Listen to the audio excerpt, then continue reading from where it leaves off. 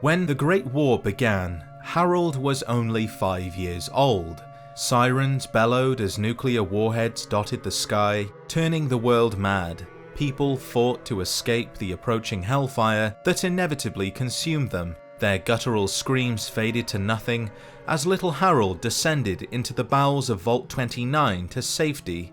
His time inside the vault is unreliable, as very little has been confirmed, but if we are to believe what he says, then he spent the next 13 years living alongside other children. There wasn't enough food to feed them all, or water to drink, or parents to turn to, as they had been left out of the vault intentionally or died shortly after entering from illnesses they carried with them. This harrowing childhood turned Harold into a hardened young man, who upon turning 18 years old, was allowed to leave the vault to begin a new life. But there was very little that people needed other than transporting goods between the survivalist communities that had emerged across New California, so that is what he did for the next 6 years. Harold travelled, traded, and teased himself with the idea of one day running his own caravan, and after realising that over the years he had actually saved up a small fortune, decided to travel to the Hub, the major trading centre and settlement where he founded his own package delivery service. For 6 more years, Harold managed his own caravan outfit. At first it was like any other, but over time, Harold slowly became known as the guy who could get just about anything to anyone, no matter how dangerous the roads were. But something new had come along to hinder his trade, something that pushed him to the very point of breaking: mutants. At first they were nothing more than a minor annoyance, and the usual troop of caravan guards had no problem adding them to the long list of creatures they had to face on their travels. But over time, their numbers grew, and slowly mutants had become a major threat, so much so that the usual trade routes had become so dangerous that most people couldn't afford the guards and weapons it would take to get the job done. And Harold knew that if he didn't do something about the mutants soon, his business would die. So he came up with a plan to track down the source of the mutants and put an end to their incessant blight. But he couldn't do it alone. There was Mark and Francine, although not much is known about them, and there was Richard Gray, Harold's most dearest friend. Richard had also survived the Great War inside a vault and then left to begin a new life. This shared experience gave them a bond that most others didn't have, a connection that tied them together in some inexplicable way. So when Harold approached him with the idea of tracking down the source of the strange and malformed creatures that plagued the wasteland, all he could do was agree, and together the quartet set off in search of the mutants' home. The expedition led them deep into the Californian Central Valley to Mariposa, an old military installation. So far the group had suffered 0 casualties, but inside, Francine was wounded by the still active but haywire turrets. Mark was sent to the surface to go for help, but was never seen again, leaving Harold and Richard to clear out the mutant's nest alone. But things only went from bad to worse, when a faulty robotic crane knocked them both over the safety rails to the ground below. Richard crashed into a vat of FEV, the source of the mutations, where he too would change, eventually becoming the Master. Harold, on the other hand, hit the ground and fell unconscious. When he awoke a few days later, he was no longer inside the base. Instead, he was at the entrance. He had no idea how he had gotten there. The only logical explanation was that he had dragged himself during a state of delirium and had since forgotten the entire ordeal. Sitting there, Harold wondered what had happened to his team. Francine was sure to have died from her wounds.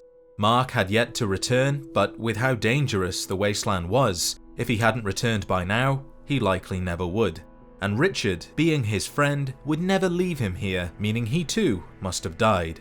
Alone, Harold began retracing his steps to the hub, hoping to find any signs of Mark along the way.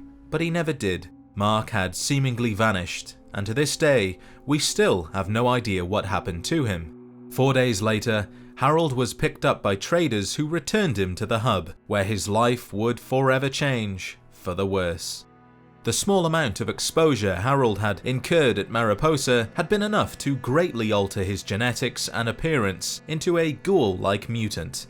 The many people who had come to respect Harold now turned away at the sight of him. Soon the business he had tried so desperately to save was lost.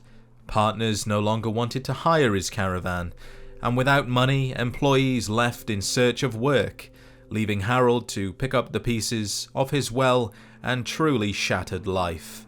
Eventually his savings ran dry, and with no signs of stable work, Harold was forced to move to Old Town, where he begged for scraps alongside the other dregs and ghouls who were shunned by the rest of the town. For many years he watched as the people around him, those he had once called friends, crossed the street to avoid him. But they soon aged and wrinkled and greyed, and then they stopped coming. For some reason, Harold had escaped Father Time and continued living when he should have died. Before long, he was the oldest living person at the hub. He watched and he listened. He told stories for caps and spent his days keeping to himself where he could. He even had a brief run-in with the Vault Dweller and told him what he knew of recent events. For a price, of course.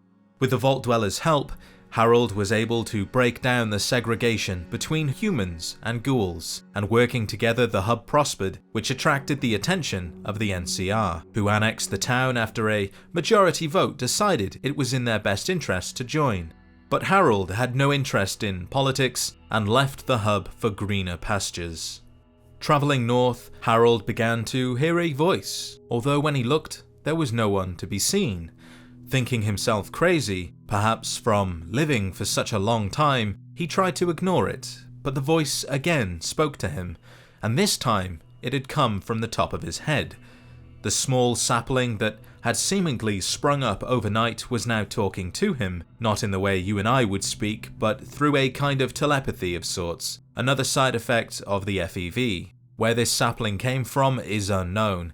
Perhaps it was dropped by a bird or picked up by Harold while camping. Either way, it was here to stay.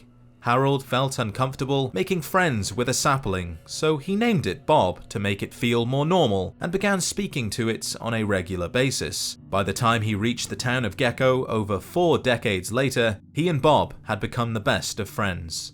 Now the town of Gecko was nothing more than a nuclear power plant built by Poseidon Energy before the Great War. Yet it was still operational, barely. The ghouls who inhabited the power plant, those who were shunned from other communities, had been haphazardly repairing and running the plant as best they could. It was their home, a haven of sorts, where humans didn't trespass in fear of getting irradiated. Harold decided to stick around and help out. His management skills from running his own caravan were unmatched, and it wasn't long until he was the de facto leader of the local community, with all residents of Gecko turning to him for solutions when difficulties came their way, including the very difficult and bigoted dwellers of Vault City.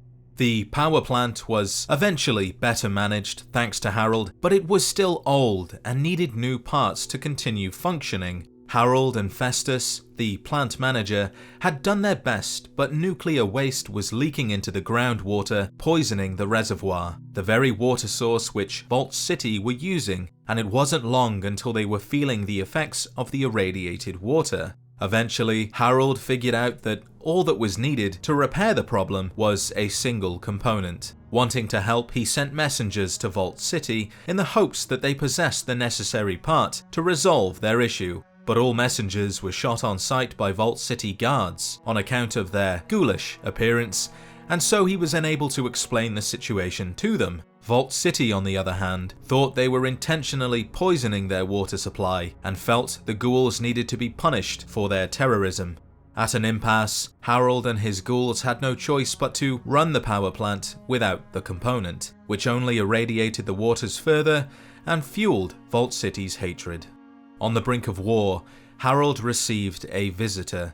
It was the Chosen One, the grandchild of the Vault Dweller that had helped him bring peace and prosperity to the hub all those years ago. The Chosen One had been sent on behalf of Lynette, Vault City's first citizen, to shut down the power plant, but approaching from a rational perspective, the Chosen One learned that all Harold needed to quell the nuclear waste was a hydroelectric magnetosphere regulator, a component that Vault City did indeed have. Ignoring Lynette's preferred solution of blowing up the plant to kill the ghouls, the Chosen One returned to Vault City and on behalf of Harold asked the City Council to donate the part, who after a long discussion decided that it was in their best interest to do so, even if their attitude towards the ghouls remained unchanged. Overjoyed, Harold had the new component installed and the groundwater was no longer tainted. And after using Vault City's computer system to optimize their reactor, the power plant was now running as effectively and efficiently as possible. But with one problem solved, another took its place. Through optimizing their own reactor, they also learned that Vault City's reactor was struggling to sustain its growing settlement, meaning it was only a matter of time until Vault City needed more power, and knowing where to get it, they would take Gecko by force, enslave the ghouls, which they were known to do, and force them to send their power to Vault City. Fearing the worst, Harold went to the Chosen One with another request, to make a deal with Vault City, that in return for excess power they would not invade, instead they would provide Gecko with medical supplies. Surprisingly, the deal was accepted, and many of the council members for the first time saw that the ghouls were of no real threat, nor would they ever be. Their attitude towards them changed, and the xenophobic ways that were so prominent in Vault City were replaced with a more accepting and tolerant mindset that ensured their chauvinistic behaviour would not be followed by the next generation. Harold was satisfied that Gecko was the best it could be. Vault City was now more friend than foe, and sensing that his ghoul friends would do just fine on their own, he set off, heading east, a direction he would travel for quite some time. During this journey across the continent, Bob, the sapling atop his head, had slowly grew from a sprout into a small tree, and by the time Harold had reached the capital wasteland, Bob had grown so large that even a short walk was incredibly taxing. Feeling exhausted, Harold lay down to rest, but when he tried to move again, he realized that he was now stuck, fixed to the ground by Bob's overwhelming roots. With nowhere to go, Harold waited to die, but he soon discovered that Bob's photosynthetic abilities, coupled with the nutrients from the ground, was enough to sustain his shrinking frame. In time, Harold was enveloped by Bob, his organs shifted and separated, spreading beneath the earth, and all hope of ever leaving this rocky outcrop was lost. Days turned into weeks, weeks to months, and before Harold knew it, he had been rooted to the ground for several years. The landscape, once barren and brown, had transformed into a lush forest, and it was all thanks to Bob. For some reason, Bob would, once a year, develop very large and very tough pods that gave way to millions of seeds that were snatched up and carried away by the most gentle of breezes. These seeds were incredibly durable, taking root in the most desolate of soils. They barely needed water, the dust storms and radiation bothered them not, and in time they transformed the barren land into a beautiful oasis. At some point, Harold realized that he could actually use the many leaves that surrounded him as a periscope of sorts, permitting sight to the outside world that had been cut off for such a long time by the dense veil of trees and shrubs. Beyond this forest was death, charred pillars that had once been trees, dry shrubs that most Brahmin wouldn't dare chew, and it went on and on as far as the eye could see. But one day, a figure formed on the horizon, and as if summoned, it headed straight to Harold and to Bob and to the oasis they had made.